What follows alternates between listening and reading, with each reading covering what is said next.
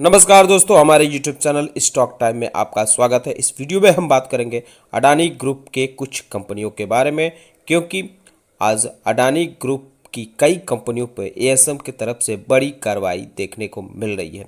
हालांकि आज अडानी ग्रुप की एक कंपनी को एएसएम लिस्ट से बाहर भी किया गया है। अडानी ग्रुप में और भी कई खबरें हैं जिनमें हम चर्चा करेंगे। साथ ही साथ कुछ अन्य कंपनियों पर भी एनएसई की तरफ से कार्रवाई होते हुए देखने को मिल रही है, इस पे भी हम बात करेंगे। तो डिस्कशन शुरू करने से पहले कहना चाहूँगा कि अगर आपने हमारे चैनल को सब्सक्राइब नहीं किया है तो कृपया सब्सक्राइब कर लें और बेल आइकन भी दबा लें। पहले बात कर लेते हैं एनएसई की तरफ से जो एक्शन लिया गया है अडानी ग्रुप की कंपनियों समेत अन्य कई कंपनियों पे, उसके बारे में। होली से पहले अडानी ग्रुप को बड़ा झटका लगा है, क्योंकि निफ्टी अल्फा 50 से अडानी ग्रुप की 5 कंपनियां बाहर होते हुए देखने को मिल रही हैं। ये प्रेस रिलीज है जो 6 मार्च को जारी किया गया है एनएसई की तरफ से। इसमें आप देख सकते हैं कि निफ्टी अल्फा 50 से Adani enterprises, Adani green energy, Adani total gas, Adani transmission बाहर होते हुए देखने को मिल रही है। इसके अलावा Aditya Birla fashion and retail limited भी इस लिस्ट से बाहर होते हुए देखने को मिल रहा है। एंजल वन, एलजी इक्विपमेंट्स और Fine Organic Industries, Gujarat Narmada valley fertiliser and Chemicals, KEI Industries, Page Industries, SRF Limited, Suzlon Energy, Tata Elxsi भी निफ्टी अल्फा 50 से बाहर होते हुए देखने को मिल रही है। इसके अलावा Aditya Birla capital, Apollo tyres, bank of India, Bharat heavy electrical limited को इस लिस्ट में शामिल किया गया है। इनके अलावा ब्रिटानिया इंडस्ट्रीज लिमिटेड भी है, IDFC First Bank, Jindal Steel and Power Limited, LNT Finance Holdings, Mahindra and Mahindra Financial Service, MRF Limited और Power Finance Corporation Limited, Punjab National Bank, Siemens Limited, Zydus Life Science Limited को भी इस लिस्ट में शामिल किया गया है।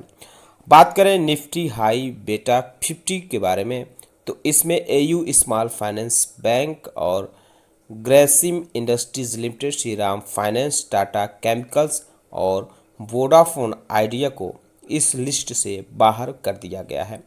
वहीं Adani total gas, Adani transmission, Gujarat Narmada valley fertiliser and chemicals limited को इस लिस्ट में डाला गया है। JSW energy, LNT technology service limited को भी इस लिस्ट में डाला गया है। अडानी ग्रुप की एक और कंपनी है एसीसी, जिसको निफ्टी लो वोलेटिलिटी 50 से बाहर किया गया है। इसके अलावा ऑलकेम लैबोरेटरीज लिमिटेड, अंबुजा सीमेंट भी अडानी ग्रुप की ही कंपनी है, इसको भी इस लिस्ट से बाहर किया गया है।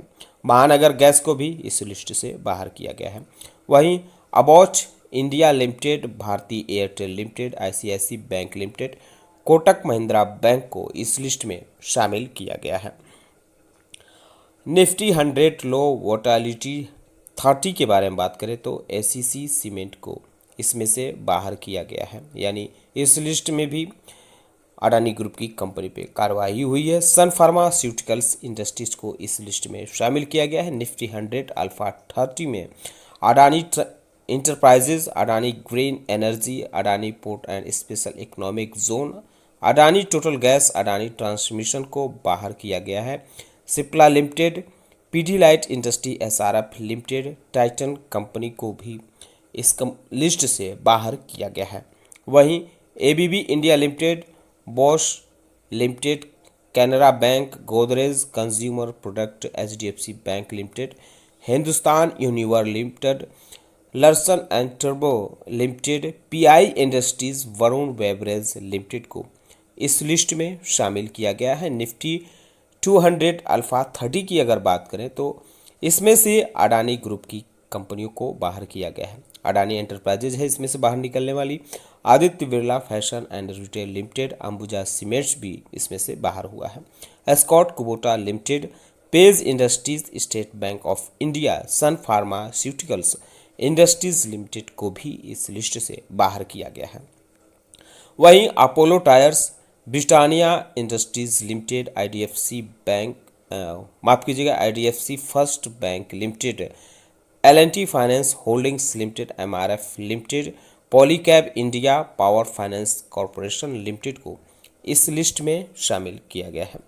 अब बात करते हैं निफ्टी 500 शरीहाक के बारे में।